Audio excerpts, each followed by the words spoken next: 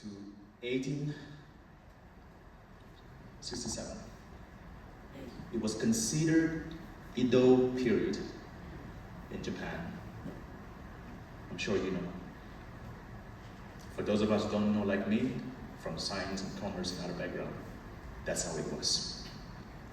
The Japanese thought for almost 2.5 centuries, they are the finest of civilization.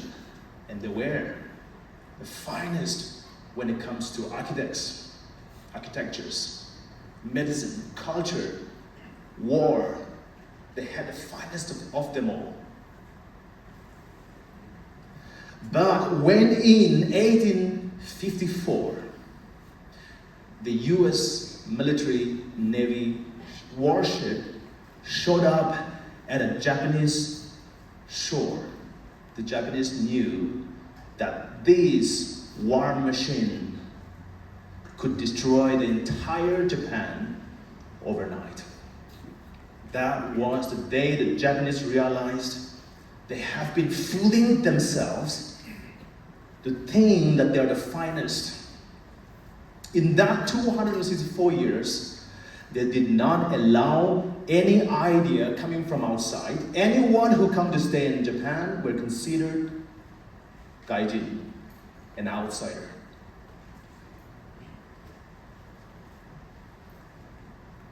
And any Japanese who go and live outside Japan will be considered treason and will be killed, sentenced to death. That was the arrogance, the pride and honor they hold on to how great the Japanese culture was.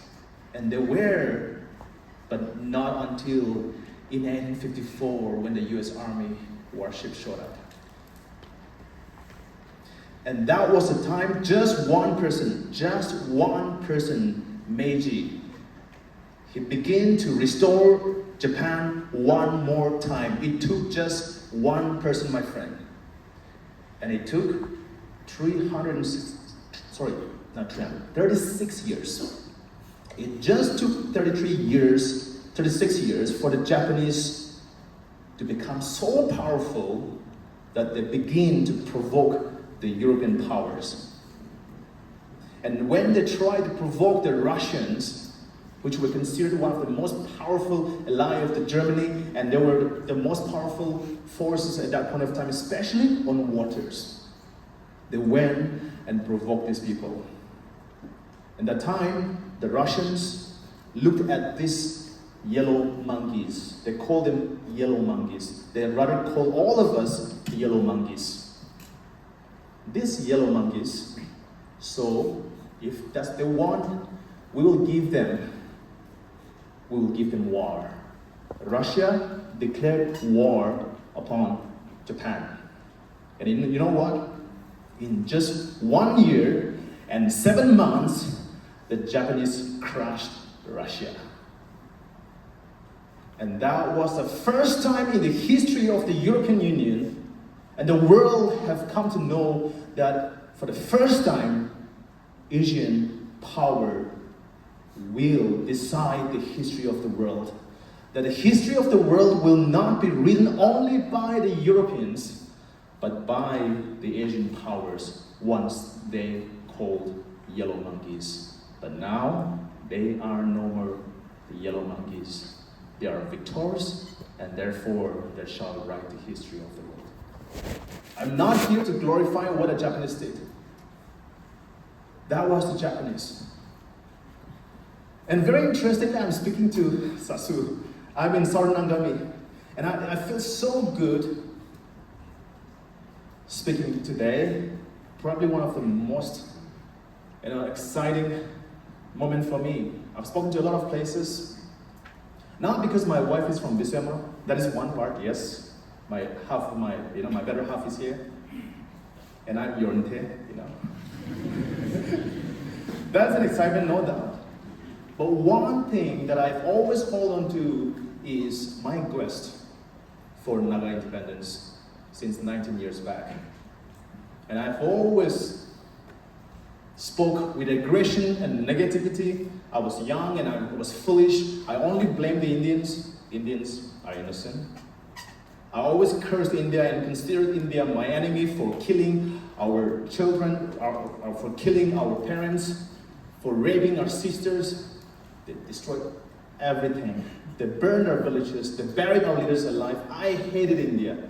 But I realized India was immature. They were actually innocent. The story is very long. I wouldn't get there. But I don't hold any grudges against India.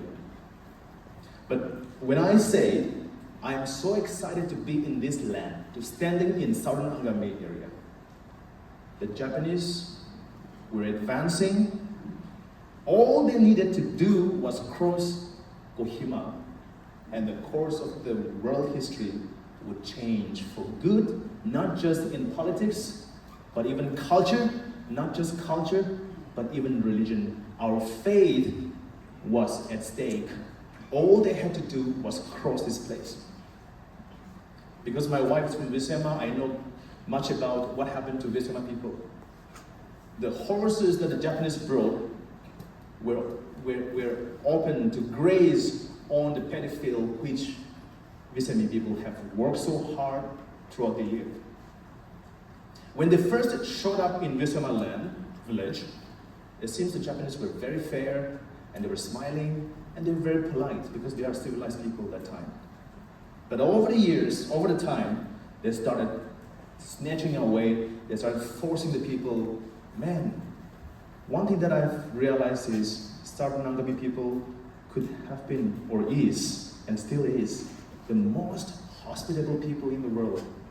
I'm not kidding. And I have my own life story too. When I was courting my wife, some 15 years back, for the first time, I showed up at my mother-in-law's place, my father-in-law's place.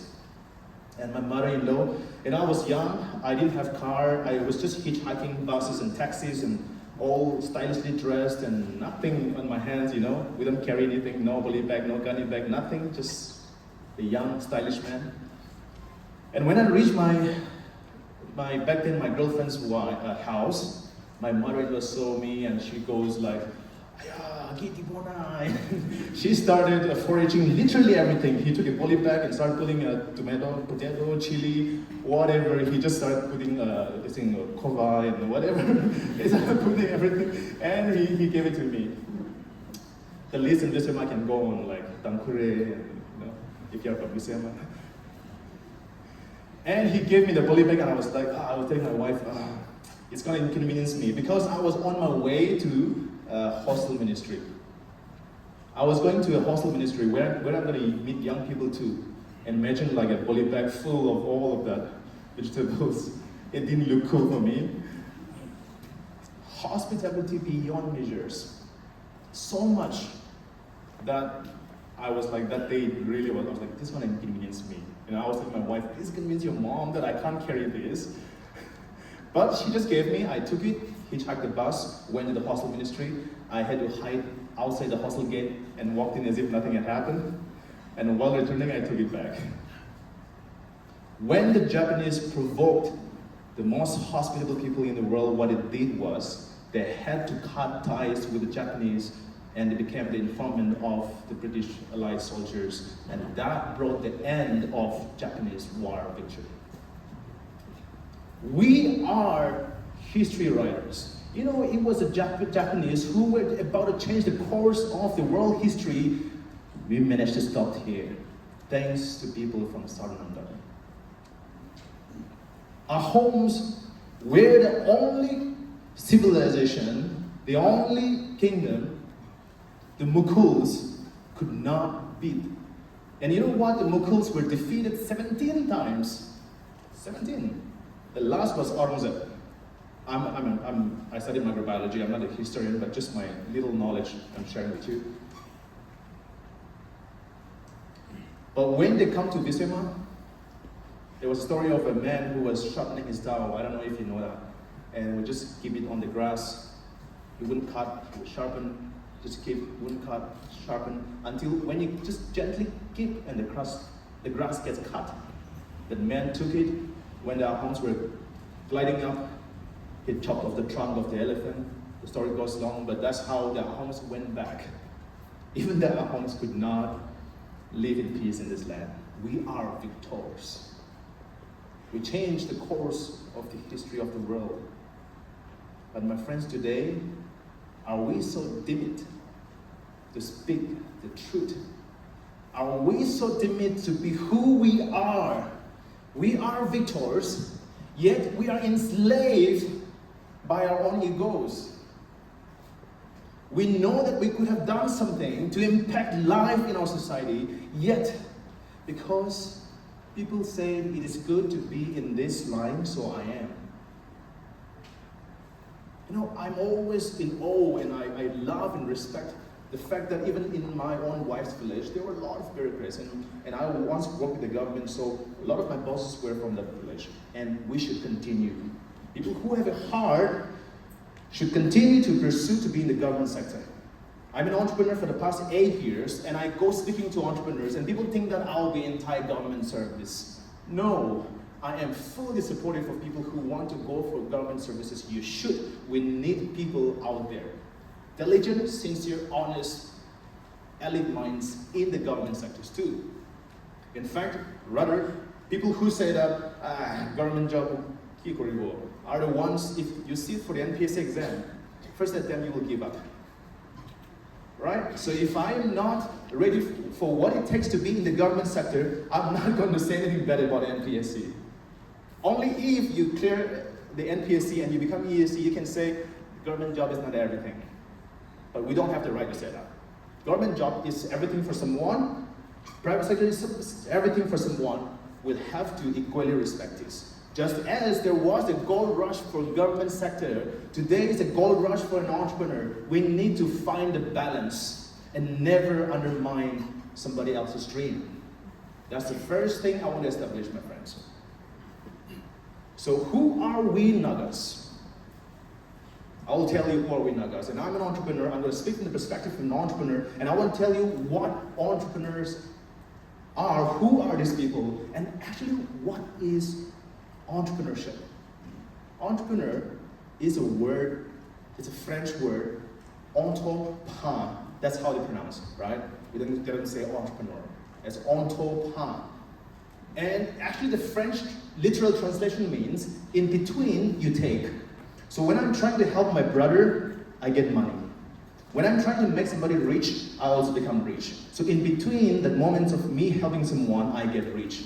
That is beautiful too. But the actual translation, or rather the origin of entrepreneur, comes from a Latin word. The deep origin comes from the Latin word which says, take and take and take only to give away. That is the actual meaning of entrepreneur. And if you look at the culture of the Nagas,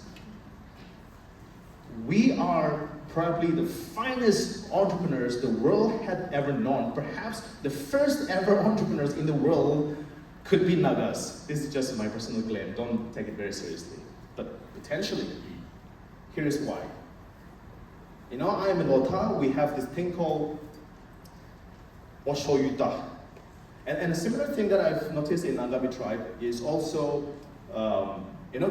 correct me, but Giga. You know, you have this like X in front of your house, right?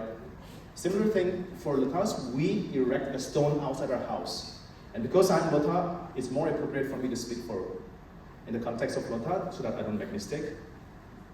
So what happens in Oshoyuta, in Lota? Once in a village, in a community, in a tribe, in a community of Nagas, one person becomes rich in the village. He will throw a feast to the entire village for days and days together. 2 days, 3 days, 4 days, weeks. And brew all the rice, cook all the meat, slaughter all the cattle. Every chicken in the coop is out, butcher all of them, cook them all. Young people will come and cook. Everybody will go and pull stone from the jungle. Stone pulling comes from there for us, locals. And they will pull, they'll be cooking, they'll be serving, they'll be feasting, they'll be drinking rice beers. And once it is brought in front of my house, they will erect outside my house And by the time the whole event concludes, I'm left with literally nothing. My bank account is zero. My chicken eaten, my kettle's mitun, whatever you name it, all gone. I am zero. But the stone stands outside my house. Now, when an outsider passes through the village, when a traveler, passerby walk through the village, even my own village people will look at my house and will say, he is a rich man. The definition of a rich man for Nagas is not by how much I have, but by how much I gave. Isn't it beautiful, my friends?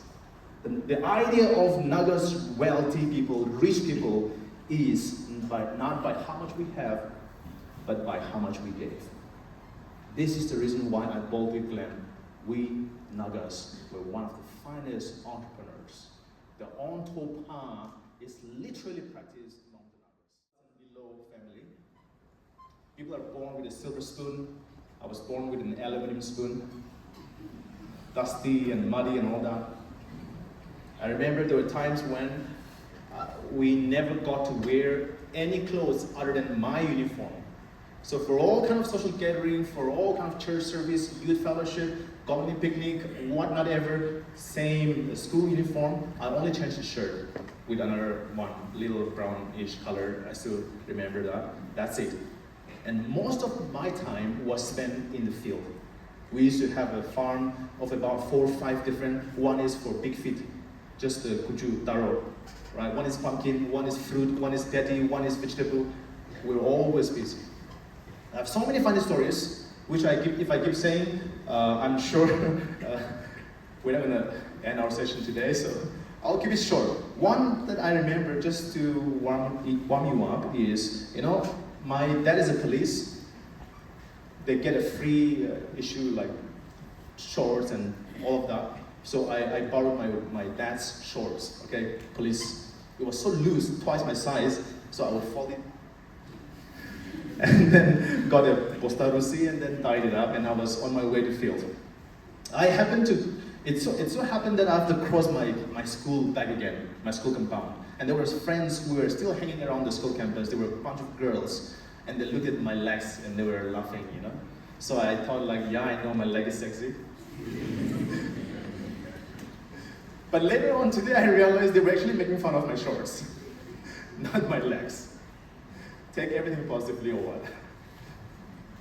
And then another thing is, I was famously known as Mark, okay, Mr. Mark, for a couple of reasons.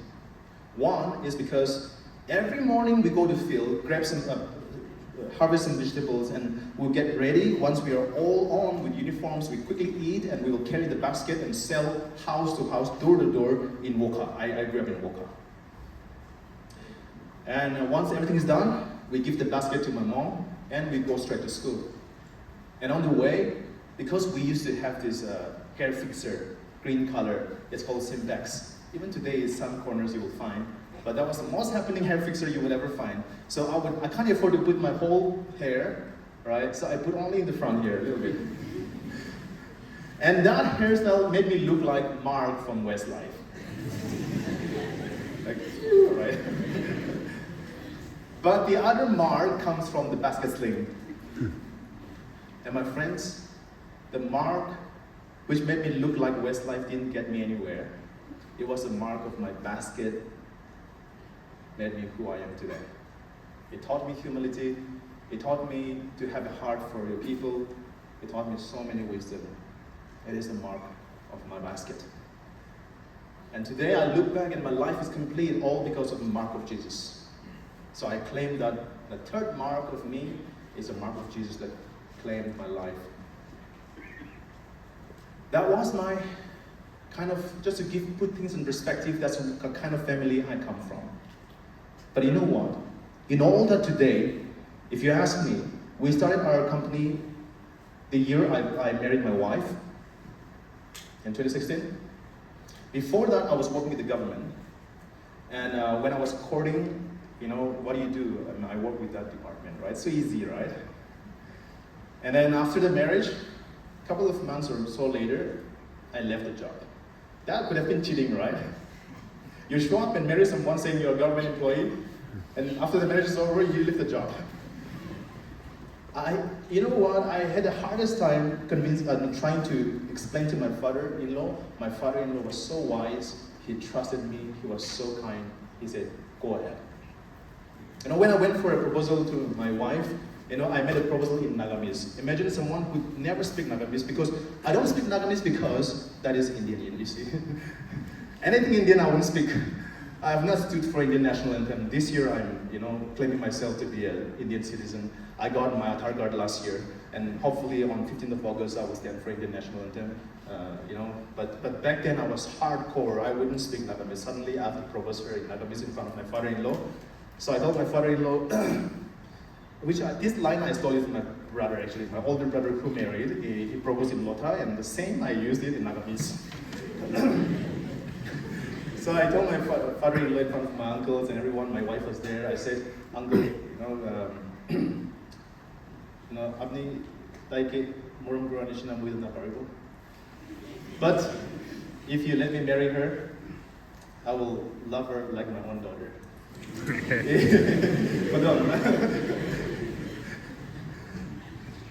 It was so hard for me because we are new generation people. We're not used to with proposing women in Naga style, Naga tradition. For Lotas, we do that. We have to stand in front of the uncle, a few others, and we have to make a proposal like that, right? These days, we don't do that. Somehow, you know, nobody is accountable these days. But I want to take the traditional way so that I'll be held accountable if anything happens to her. It's my sole responsibility what happens to her. So I thought that was difficult, but even more difficult was to say that, you know, I'm going to leave the job, day job with the government, right? But by God's grace, it was all, you know, they were supportive. My wife was super supportive. My family was the first pillar, my most supportive wife, who trusted and believed in my vision, that is Nagas. So when I started coffee, it was my vision, my friends. And then that was a year. I literally don't have money. I still wonder why my wife married me. She married me for sure because of me, not because of my wealth. And then we started off with just 6,400 rupees. I started my company with 6,400 rupees, my friends, which is 84 US dollars. And I was just roasting it in my kitchen. Stovetop, small spice roaster, Mijinga Goody roaster. I roasted from that. Went on for months. Then I borrowed my wife's oven, which actually I gifted her as a birthday gift, and burned it off again. It went on. 8 years today. We have not taken a single penny help, cash or kind, from the government. We have not taken help from the investors. We are purely on our own. And it's not because the government is always to help. The government is ever ready to help. We are also ready to now take help from the government. Very soon, hopefully, you will see me, you know, joining hands with the government. The government today, in today's time, is beautiful, my friends. But the reason why we chose not to take help from the government is because every time I see a young man, they say, "I want to start a business, but my parents are not rich." My parents didn't leave anything when it comes to money. They only invested on our education. That's the greatest gift. The government, we didn't take help from the government deliberately because we want to challenge our Naga young people, saying that without the help of the government, we can start not just a surviving business, but a thriving business. We happen to be the first specialty coffee roasting company from Northeast India. We probably, potentially, debatably, we could be the second in India as well. And our goal is to inspire India. If I think that India has once done wrong to me, I will inspire them and let them wonder what is the kind of God they're worshiping. We want to bless India because that's what the Bible says. We will excel in what we do, not to be better than them, not to become richer than them, but they will be like, these guys live in a far-flung, remote places, and they're able to do something like this. India could do better. That itself is us inspiring them. Because inspiring India is such a presumptuous word, but it is possible, my friends.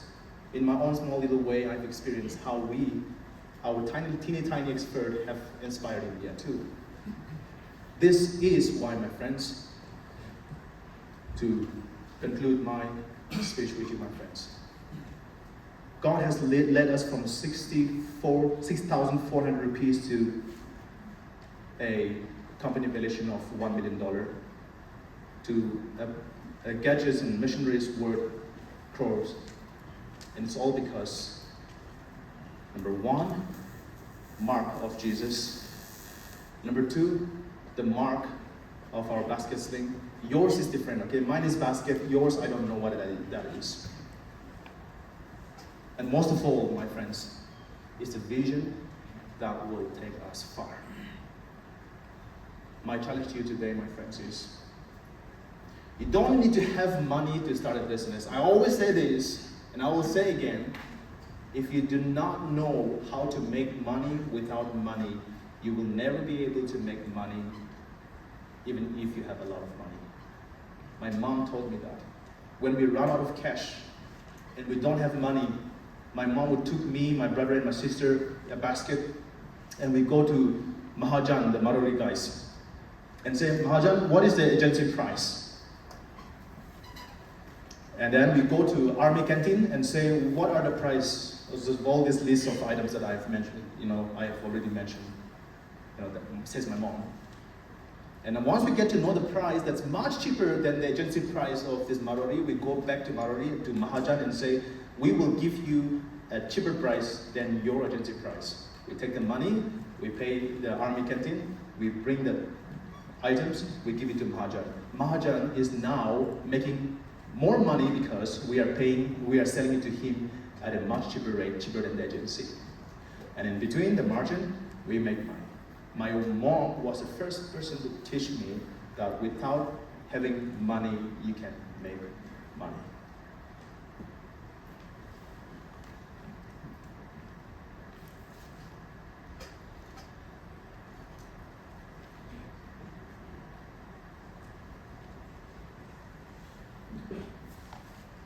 I know I've taken a very, very long time. I would love to connect with you more. I have a small little space in Billy Graham Road. If anyone ever is interested to continue to listen to some stories of mine, and definitely I'm willing to listen to your side of the story, let us connect. You can find me on Instagram as lichan.humtsoe. We can connect and we can talk. And I know I've taken time, but I want to request my elders to please bear with me. Just one last thing I want to share with our younger friends. Please forgive me for taking a lot of your time. I know your time is very precious. Just one last thing, my friends, is if you ever wonder that business is also okay, just one last thing. I thought I want to share, but I have to share this with you, my friends. There are three things in any human civilization. Number one is the people, number two is the government, and number three is the state's exchequer. So I repeat, people, government, and the money box. Let's call it the treasury. Imagine us Nagas, we came from a primitive stage, and we are like, there is no government, no departments, no roads, no medical services, nothing. Imagine that situation. Because once human beings have evolved from something like that. And we're like, okay, there are so many people falling sick. We need to have some facilities, let's say pharmacy, PHC, CHC, hospitals. We need a department. Let's call it Health and Family Welfare Department. And there are so many crimes, let's have police department. We need to build roads, PWD housing, roads and bridges. Education, we need to have a department. And they're like, and we're like, no, we need more people to oversee this. So we need the planning and coordination people. Now, who will manage the money? We need accountant general, we need treasury department, we need all of this finance department to manage that. And so we started to now come up with ideas to run the so-called the government. We need higher policymakers, so we need to have all of this. And then we are like, how do we recruit these people? Let's call it Nagaland Public Service Commission, and we'll appoint some board members, and these are elite minds. They will recruit the right people to be an administrator, to be in the clerical jobs. And then, where would we get this money to fund all of this? We need this, by the way. We need the government, we need government servants, we need all of this. Where would the money come from? We will collect it from the people. And so they come and collect from the people. But how can they just collect money randomly like that? You put 10,000 and you're like, why should I put 10,000 rupees, right? So how it works, my friends, is people who work in the private sectors, let's call it trade and commerce, they pay taxes. And that tax money is put in the exchequer. And that money that is in the exchequer is now used to run the government, the administration, the education department, all of this. And that's how it comes back to the people.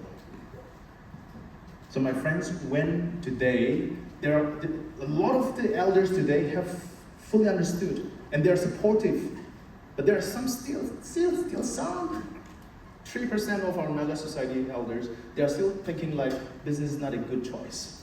And they would say, what are you doing? If I say I'm in the business, business people here say. But if you understand what's happening in this triangle is, it is not merely okay to be in the private sector, it is the prerequisite of any given society, because if there is no taxation, no trade and commerce, there is no taxation. If there is no taxation accrued in the state's exchequer, there is no money to run the government. And you are thinking like, then how are we running this government this whole time in Nagaland? My friends, 90% comes from what we call the central share. The money comes from India only. We are not generating any revenue. We are just spoon-fed year on year, and we still come with deficit and deficit and deficit.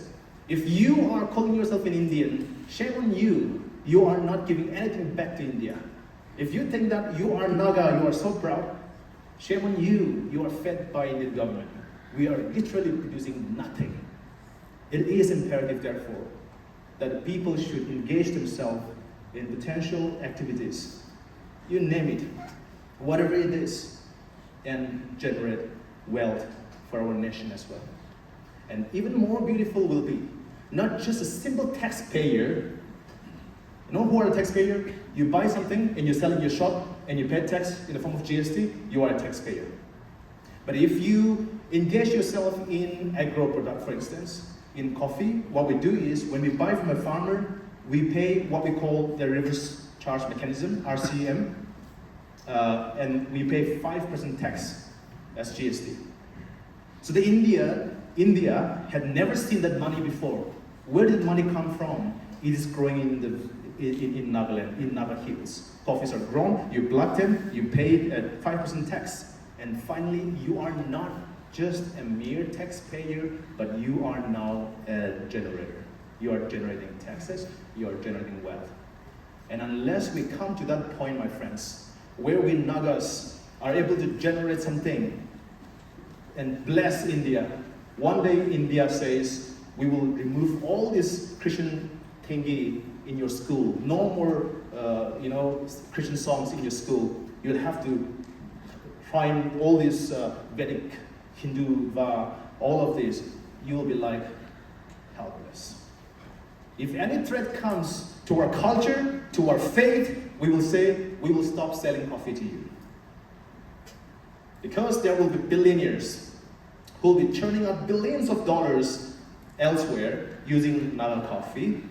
And therefore we say, if you impose all of this on us, we will stop selling coffee to you. And that's the time Ambani will call Modi ji and say, you can't do that in Nagaland because my business is stake. This is not to blackmail India. This is to say that when you have something to offer, your negotiation power increases. This is not to humiliate.